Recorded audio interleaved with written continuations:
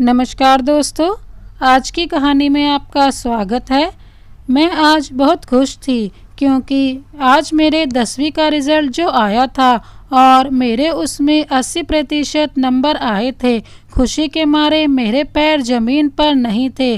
पापा ने बोला था कि अगर तुम्हारे अच्छे नंबर आए तो तुम्हें स्कूटी खरीद कर दूंगा। वैसे इसका नाम नैना है और मुझे छोटे बच्चों के साथ खेलना, शरारतें करने में बहुत मज़ा आता था। मेरा भाई समीर शहर में पढ़ाई कर रहा था। छुट्टियों में अपने गांव आता था जहां उसका परिवार रहता था। इस बार जब वह छुट्टियों में घर आया तो उसके साथ उसका एक मित्र विनय भी था। समीर उसे अपना गांव घुमाने लाया था। घर में विनय की खूब आवभगत हुई। नैना भी हर समय आगे पीछे लगी रहती थी। आओ भगत में समीर विनय को लेकर गांव में निकलता तो नैना भी साथ साथ चल पड़ती। एक दिन नैना ने बोला कि आज मैं विनय को पूरा गांव घुमा लाती हूँ।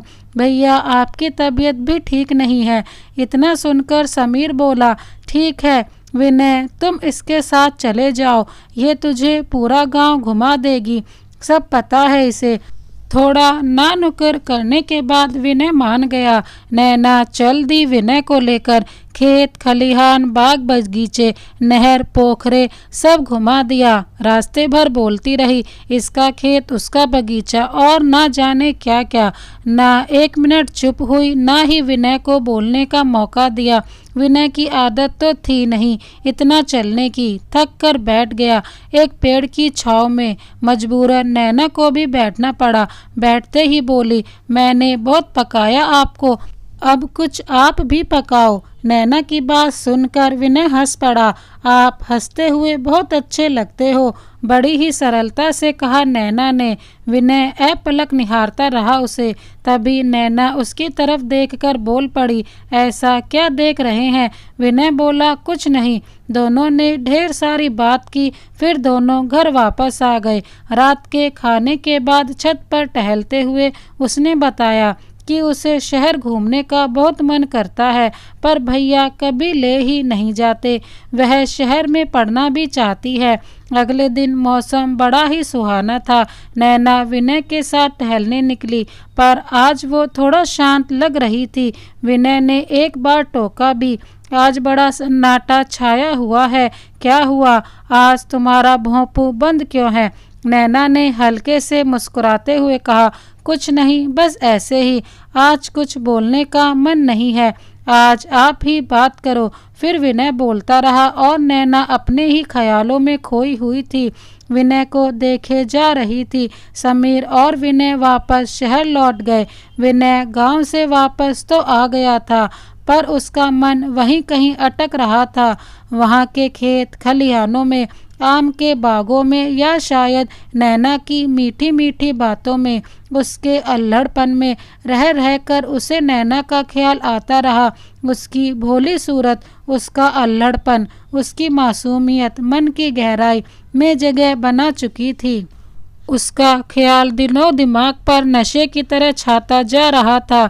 एक पल को भी उसे भूल नहीं पा रहा था। मन ही मन सोचने लगा कि अगली बार जब भी समीर के गांव जाएगा तो वह नैना से अपने दिल की सारी बात कह देगा। उसे पूरा यकीन था कि नैना भी उसे लगाव महसूस करने लगी है। विनय जल्दी से जल्दी नौकरी करना चाहता था ताकि वह नैना से शादी करने का प्रस्ताव रख सके। इधर गांव में समीर के पिता की तबीयत आए दिन खराब हो जाती। उन्हें नैना के ब्याह की चिंता सताने लगी। उन्होंने नैना के लिए लड़का देखना भी शुरू कर दिया। अपने जीते जी वह नैना के हाथ पीले करना चाहते थे। इस बात पर नैना रोने लगती है कि अभी शादी नहीं करनी है, अभी पढ़ना है, पर उसकी एक ना सुनी गई और देखभाल कर एक रिश्ता पक्का हो गया। समीर ने इतनी कम उम्र में शादी करने का विरोध किया, पर उसे भी चुप करा दिया गया।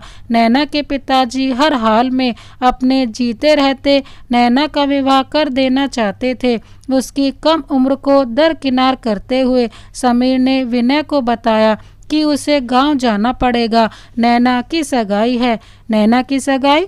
सुनकर विनय को ऐसा झटका लगा जैसे करंट लग गया हो, जैसे किसी ने खाई में धकेल दिया हो। उसका मन मस्तिष्क सब सुन पड़ गए। अभी अभी तो उसके दिल में अरमानों ने अंगड़ाइयाँ लेना शुरू ही किया था। मन की तरंगों ने हिलोरे मारना अभी अभी तो सीखा था। एक ही पल में अब सब धराशाही हो गया। सारे सपने चकनाचूर हो गए। क्या कहे, किससे कहे, कुछ समझ नहीं आ रहा था। विनय की आंखें आंसुओं से भीग गईं। अभी तक ना तो नैना से उसकी दोबारा मुलाकात हुई, ना ही अपने मन की बात बता पाया। सब कुछ खत्म होता दिख रहा था विनय को। कहाँ खो गए यार? समीर ने झकझोरते हुए विनय से पूछा। विनय कोई जवाब ना दे सका, बस जड़वत सा खड़ा रहा। समीर ने विनय के साथ गांव चलने के लिए कहा, पर विनय ने मना कर दिया। वह नहीं चाहता था कि उसके अंदर की आग जो अभी केवल धुआं छोड़ रही है उसे और हवा दी जाए। वह अपने अरमानों की आग को लपटों में बदलते नहीं देखना चाहता था। लेकिन समीर भी कम जिद्दी ना था। अपने विशेष आग्रह से उसने विनय को चलने के लिए राजी कर ही लिया। आज सगाई है, घर में चहल पहल मची हुई है, घर में रिश्तेदार भी इकट्ठा हुए। विनय समीर के साथ बराबर काम में लगा हुआ है। कभी कभी उसकी नज़रें रिश्तेदारों की भीड़ में नैना को खोजते हुए नैना की नज़रों से टकरा जाती और कुछ पल के लिए समय वहीं रुक जाता। वह अपनी मूक भाषा में नैना से बहुत कुछ कहना चाहता था, पर शायद अब नैना जानकर भी अनजान बनने की कोशिश कर रही थी। शाम को सगाई की रस्म पूरी हुई। सामने ही खड़ा था विनय, अपने अरमानों की चिता धूं धूं कर जलते देख रहा था। सगाई के 1 महीने बाद ही शादी का मुहूर्त निकला। शादी में आने के लिए भी विनय को समीर ने अपनी दोस्ती की कसम दिलाकर हामी भरवा ली। विनय शादी के 1 दिन पहले पहुंचा। शायद अब भी उसके दिल में उम्मीद की कोई किरण बाकी थी। बहुत कोशिशों के बाद उसे मौका मिल ही गया नैना से बात करने का। उसने पूछा, नैना क्या तुम खुश हो इस शादी से? नैना ने जवाब दिया, बिल्कुल नहीं। विनय के मन में बहुत सारी उम्मीदें एक साथ जग उठी। बस अपने मन की बात नैना के मुंह से सुनना बाकी था, इस विश्वास के साथ कि इस बार नैना उसके मन की बात कहेगी। उसने फिर पूछा, क्यों खुश नहीं हो शादी से? नैना बोली, अभी और पढ़ाई करनी है मुझे। ये कोई उम्र है शादी की? मुझे कुछ भी नहीं आता घर गृहस्थी का। मैं तो अभी तक बच्चों के साथ खेलती थी और अभी शादी? मैं मर जाऊंगी, कुछ भी नहीं संभलेगा मुझसे। यह सुनकर विनय की आंखों के सामने घना अंधेरा छाने लगा। क्या सोचा था और क्या जवाब मिला उसे? उसने हिम्मत जुटाकर फिर पूछा, बस केवल इतनी ही बात है या और कोई कुछ भी है? नैना गुस्से में बोली, इतना ही से क्या मतलब है आपका? ये आपको छोटी बात लगती है? क्या यही है मेरा भविष्य? अब से लेकर जीवन भर चूल्हा चौका करती रहूं मैं? यह कहते ही वह रोने लगी। नैना तो केवल आंसुओं से रो रही थी, पर विनय का दिल खून के आंसू रो रहा था। विनय के लिए अब कुछ भी नहीं बचा था। यहाँ सब खत्म हो गया। जब नैना के दिल में उसके लिए कोई एहसास ही नहीं है, प्यार की भावना ही नहीं है, तो अब क्या बचा है यहाँ उसके लिए? अगले दिन नैना की विदाई हो गई। उसकी डोली के साथ साथ अपने प्यार की अर्थी उठते देख रहा था विनय। नैना विदा हो गई अपने मायके से। केवल मायका ही नहीं छूटा उसका, बहुत कुछ छूट गया वहाँ उसका बचपना, उसकी शरारतें, दोस्तों का साथ, माँ बाबा का दुलार, भैया का प्यार, आगे बढ़ने की चाह, सपनों की उड़ान, सब छूट रहा था एक एक करके। सब उसकी मुट्ठी से रेत की भांति फिसलता जा रहा था। जैसे जैसे ससुराल नज़दीक आ रहा था उसको अपने सपने धूमिल होते प्रतीत हो रहे थे। ससुराल पहुंचकर तरह तरह के रस्मों रिवाज पूरे होते होते बुरी तरह थक चुकी थी नैना। रात आई सुहागों वाली, इसके बारे में थोड़ी जानकारी दी गई थी उसे रिश्ते की भाभियों द्वारा, पर उसके पल्ले कुछ ना पड़ा था। फूलों से महकती सेज, सेज पर बैठी हुई नैना इस बात से बिल्कुल बेखबर थी कि आगे क्या होने वाला है। रात काफ़ी हो गई थी। नैना वहीं बैठे बैठे अधलेटी होकर सो गई। लगभग आधी रात बीत चुकी थी। अचानक कमरे का दरवाज़ा खुलने की आवाज़ से नैना की आँख खुल गई। अभी वह नींद में ही थी। बड़बड़ाते हुए बोली, क्या माँ इतनी जल्दी उठ जाती हो? मेरी भी नींद खराब कर देती हो। माँ नहीं, मैं हूँ श्याम। श्याम ने नैना के कानों में फुसफुसा कर कहा। इस अपरिचित आवाज़ को सुन नैना हड़बड़ा कर उठ बैठी। कौन है? कौन हो तुम? नैना डरी हुई थी। श्याम ने झट से अपना हाथ नैना के मुंह पर रख दिया। धीरे बोलो, कोई सुन लेगा। मैं तुम्हारा पति श्याम। यह कहते हुए श्याम ने अपना हाथ हटा लिया। नैना अपनी आंखें मलते हुए बोली, अभी तक आप घर से बाहर थे? श्याम ने कहा, हाँ, बस अभी अभी आया हूँ। नैना आश्चर्यचकित हो बोली, आपको डांट नहीं पड़ती? अगर मेरे भैया इतनी रात में घर लौटे तो पिताजी उन्हें घर में घुसने ही ना दें, हमेशा के लिए घर से बाहर निकाल दे। श्याम मुस्कुराते हुए बोला, घर से तो मुझे भी निकाल दिया जाए, अगर किसी को पता चल जाए तो। मैं तो चोरी छुपे अंदर आया हूँ। नैना ने फिर सवाल किया, लेकिन आप इतनी रात तक कहाँ भटक रहे थे? आपको नींद नहीं आती क्या? अरे दोस्तों ने घेर रखा था, आने ही नहीं दे रहे थे। नींद तो बहुत आ रही है, अब तुम आराम से सो जाओ, मैं तुम्हें बिल्कुल भी परेशान नहीं करूँगा। यह कहते हुए श्याम ने बिस्तर पर से एक तकिया और चादर उठा ली। कमरे में पड़े हुए बेंत के सोफे पर जाकर पसर गया। यह देखकर नैना बोल पड़ी, आप सोफे पर क्यों लेट गए? हाँ, मैं यहीं सोऊंगा ताकि तुम आराम से बिस्तर पर सो सको। श्याम बात बनाते हुए बोला, अरे मुझे कोई दिक्कत नहीं होगी, आप भी यहाँ आराम से लेट सकते हो। नैना ने श्याम को आश्वस्त करते हुए कहा। श्याम ने नज़रें चुराते हुए नैना से कहा, मैं तुम्हारे साथ, मेरा मतलब है कि एक ही बिस्तर पर साथ साथ सोने से मैं असहज महसूस करूँगा। इस बात पर नैना हैरानी से देखती रह गई श्याम को। अगले दिन नैना सुबह ही तैयार हो गई। भाई जो आने वाला था उसे ले जाने के लिए, पग फेरों की रस्म के लिए। नैना बहुत खुश थी कि इतनी जल्दी ही घर वापस जाने को मिल रहा है। समीर जैसे ही पहुंचा वहां पर नैना अपना पर्स लेकर एकदम तैयार हो गई जाने के लिए। सासू माँ ने समझाया, अरे बहू, इस तरह उतावलापन नहीं दिखाते, अब ये घर तुम्हारा है और भाई इस घर का मेहमान है, तो मेहमान की आव भगत नहीं करोगी? आओ मेरे साथ, थोड़ा हाथ बटा दो मेरा। सासू माँ यह कहते हुए नैना को अपने साथ अंदर ले गई। अंदर जाकर सासू माँ ने नैना से पूछा, एक बात बता बहू, तुझे यहाँ कोई दिक्कत तो नहीं हुई? नैना ने हैरानी से देखते हुए कहा, कैसी दिक्कत माँ जी? सासू माँ सकुचाते हुए बोली, मेरा मतलब है इस घर में अनजाना सा तो नहीं लगा तुम्हें? श्याम ने परेशान तो नहीं किया तुम्हें? नहीं माँ जी, श्याम जी ने तो बिल्कुल भी परेशान नहीं किया और एक दिन में अनजानेपन के जैसा कुछ भी नहीं लगा मुझे। पर आप ये सब क्यों पूछ रही हैं? नैना ने बड़ी ही सरलता से जवाब दिया, अरे बहू, बस ऐसे ही अपनी तसल्ली के लिए पूछ रही थी। सासू माँ आश्वस्त दिख रही थी। उन्हें डर था कि पहली ही विदाई में कोई अनहोनी ना हो जाए, पर नैना के जवाब ने उन्हें निश्चित कर दिया था। खाना पीना निपटने के बाद नैना एक पल भी नहीं रुकना चाहती थी वहाँ। उसके मायके जाने की इतनी जल्दी थी कि भाई को खाने के बाद बिल्कुल भी रुकने ना दिया उसने, और दोनों तुरंत निकल पड़े घर के लिए। मायके आकर नैना आज़ाद पंछी की तरह चहकने लगी। माँ ने उसे बहुत पूछताछ की, कुछ का जवाब दिया, फिर उसने फिर झुंझला कर बोली, क्या माँ, यहाँ भी वही की बातें। एक दिन तो चैन से जीने दो, फिर तो चली जाऊंगी वहीं ना। भारी भरकम कपड़े, सिर पर पल्लू, सारा दिन गहनों से लदे रहो। दुनिया भर के रीति रिवाज, कब पीछा छूटेगा इससे माँ। चुप कर, ऐसी अशुभ बातें मुंह से मत निकाल। अभी कल विदा हुई और आज पीछा छुड़ाना चाहती है।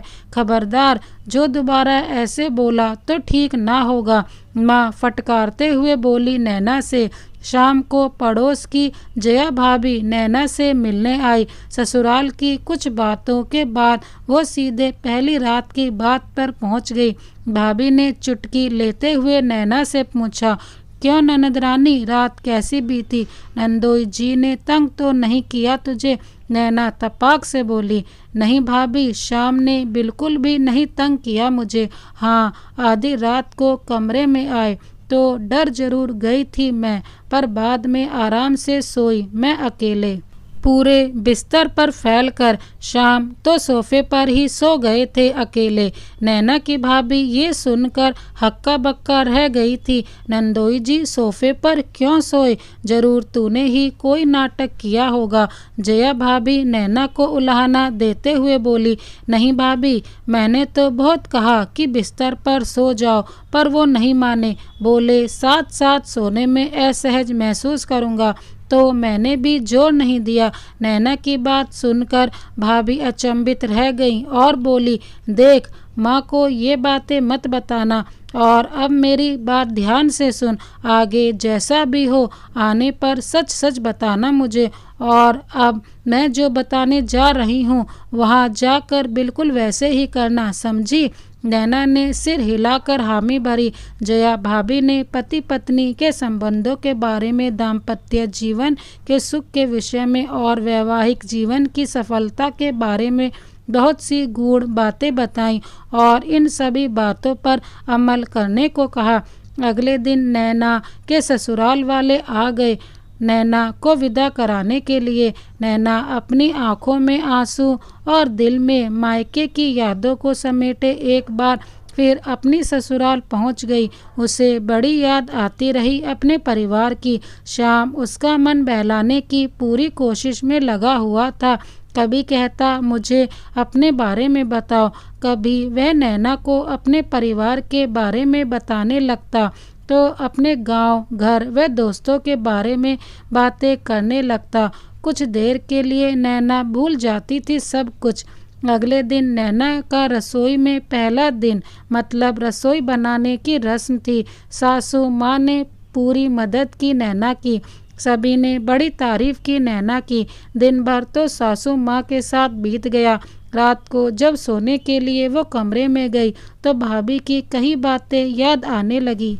श्याम फिर से तकिया उठाकर सोफे की तरफ बढ़ने लगा तो नैना ने उसे रोका, पर वो नहीं माना और फिर से सोफे पर ही सो गया। नैना मन ही मन सोचने लगी कि भाभी की बताई बातों पर अमल कैसे किया जाए। ये सोचते सोचते कब आंख लग गई नैना को पता ही नहीं चला। अगले दिन से ही वह अपनी सास का हाथ बटाने लगी। घर के कामों में क्या करती, करने को और कुछ था ही नहीं उसके पास। आज शाम से ही मौसम खूब सुहाना हो रहा था।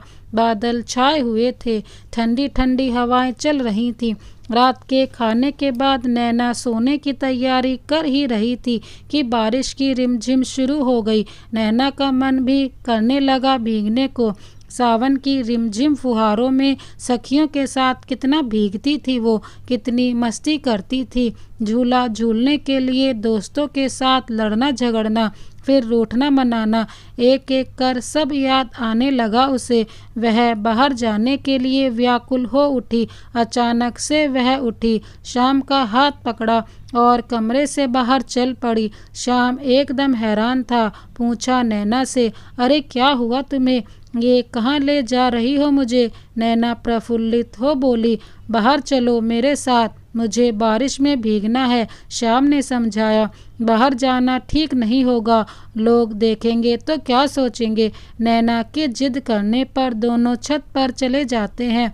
छत पर पहुंचकर नैना बारिश की फुहारों में देर तक भीगती है, फिर श्याम का हाथ पकड़ उसे अपने पास खींच लेती है। अचानक बहुत तेज से बिजली कड़कती है। नैना डर कर श्याम के गले लग जाती है। श्याम कुछ क्षण तक जड़वत खड़ा रह जाता है, पर धीरे धीरे खुद को रोक नहीं पाता और उसको गले लगा लेता है। नैना पूरी तरह भीगी हुई थी बारिश में, पर उसे अपना पूरा शरीर जलता हुआ महसूस हो रहा था।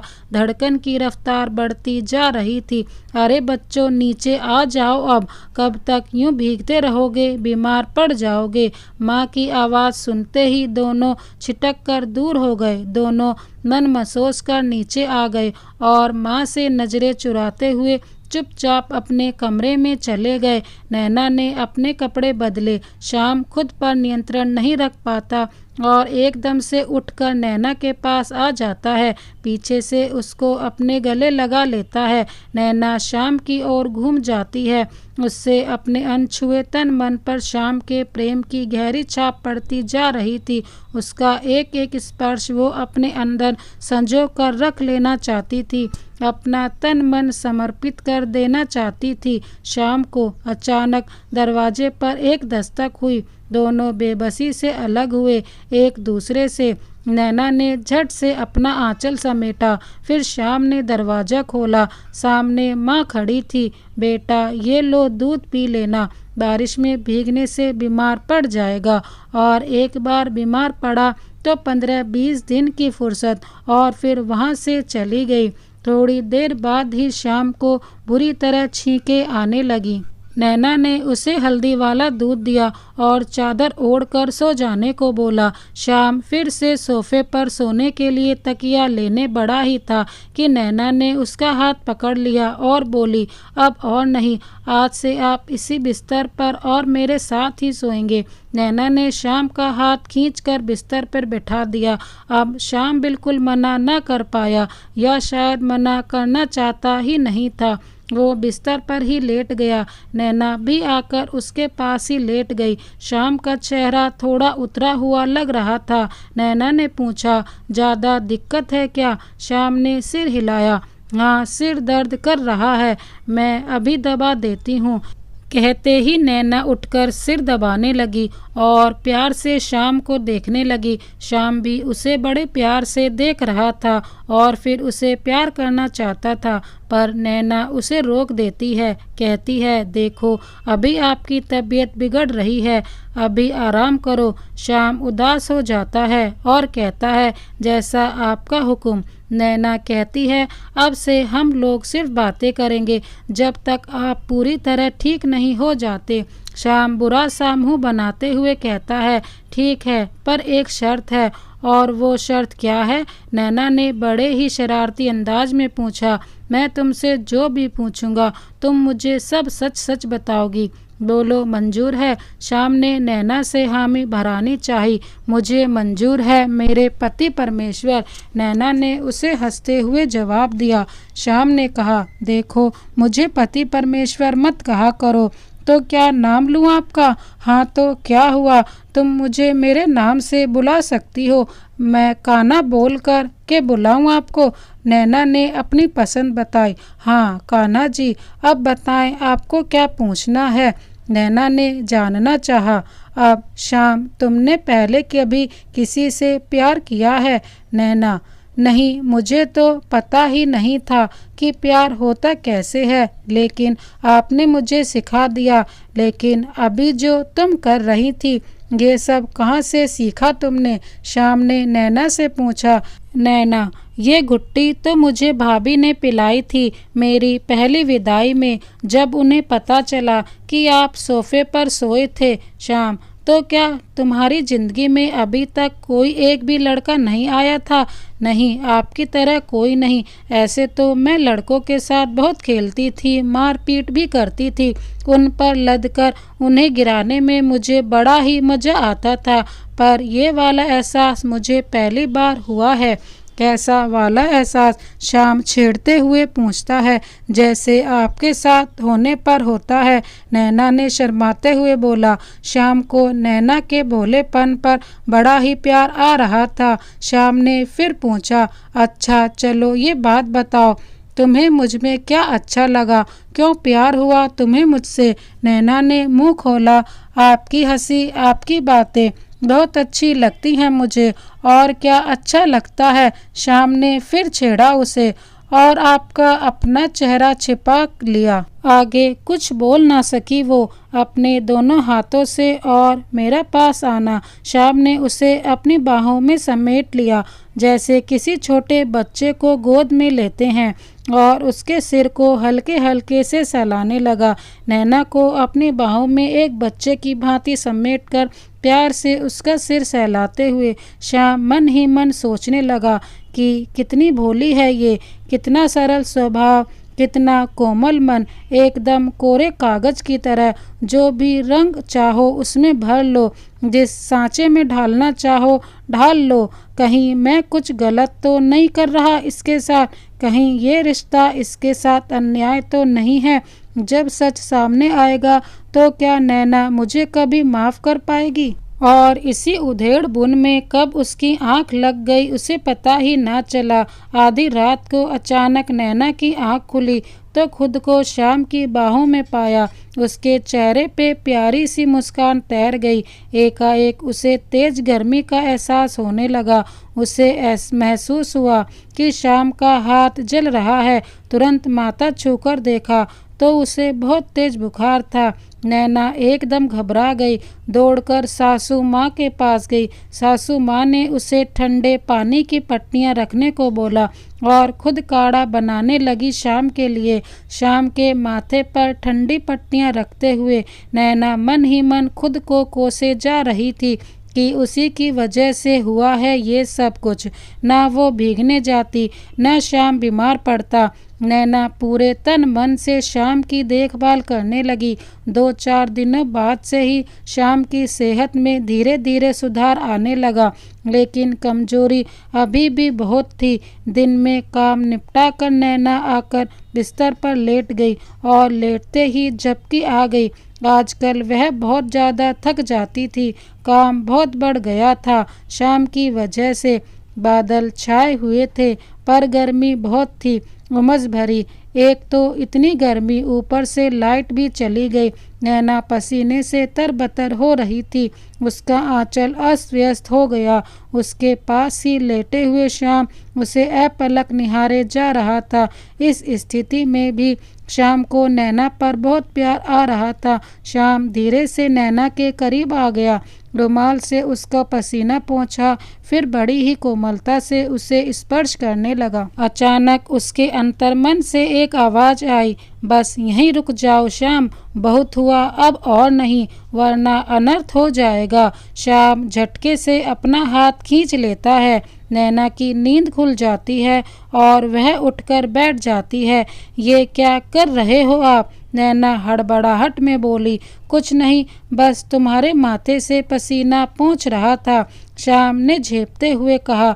आपको कुछ पता भी है? दरवाजे की कुंडी नहीं लगी है, माँ आ जाती तो। नैना काफ़ी घबराई हुई थी। हाँ, ध्यान नहीं दिया मैंने, पर माँ बिना आवाज़ दिए नहीं आती है, श्याम ने कहा। नैना जाने को उठ खड़ी हुई। श्याम ने कहा, कुछ देर बैठो यहीं मेरे पास, मुझे कुछ बताना है तुम्हें। अभी मुझे बहुत काम है मेरे प्यारे कान्हा जी, मैं अब जाती हूँ, रात में मिलूंगी आपसे। ये कहकर मुस्कुराते हुए नैना कमरे से बाहर चली गई। मौसम दोपहर से ही उमस भरा था, पर अब हल्की हल्की बूंदाबांदी शुरू हो गई थी। नैना अपना काम खत्म करके कमरे में आ गई। बहुत खुश नजर आ रही थी वह। श्याम बिस्तर पर बैठा हुआ किताब पढ़ रहा था। किताब तो हाथ में थी, पर दिमाग कहीं और था। एक द्वंद सा चल रहा था उसके अंतर मन में। मन ही मन सोच रहा था कि कैसे बताऊं नैना को कि मैं उसके काबिल ही नहीं। भावावेश में आकर मैंने जो भी उसके साथ किया वो एक गलती थी जो मुझे नहीं करनी चाहिए थी। सच जानने के बाद नैना कहीं हंगामा तो नहीं मचा देगी, कहीं ये बात पूरे गांव में तो नहीं फैल जाएगी। अगर ऐसा हुआ तो मैं कैसे नजरें मिलाऊंगा सबसे, और माँ बाबा वो कैसे करेंगे दुनिया का सामना। पर अब कब तक छुप सकती है ये बात नैना से। वो बेचारी तो कुछ भी नहीं जानती मेरे बारे में। आखिर क्या थी नैना के पति की सच्चाई? क्या सच्चाई जानकर वो उसे हमेशा के लिए छोड़कर चली जाएगी या फिर उसी के साथ अपना जीवन बिताएगी? ये सब जानने के लिए देखिए part 2। Thank you so much. Vande Mataram.